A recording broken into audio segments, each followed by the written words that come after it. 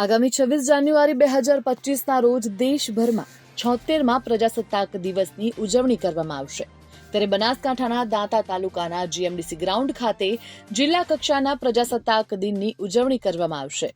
જિલ્લા કલેક્ટર શ્રી મિહિર પટેલના અધ્યક્ષ સ્થાને કલેક્ટર કચેરી સભાખંડ પાલનપુર ખાતે પ્રજાસત્તાક દિનના સુચારુ આયોજનને લઈને અધિકારીઓ સાથે બેઠક યોજાઈ હતી.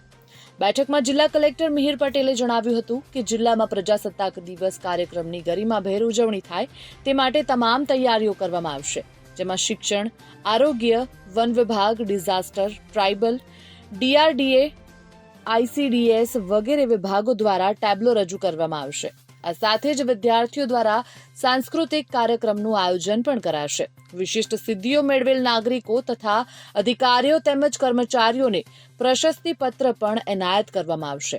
કાર્યક્રમમાં પોલીસ પરેડ, એનસીસી સ્કાઉટ સહિતના કાર્યક્રમો પણ યોજાશે.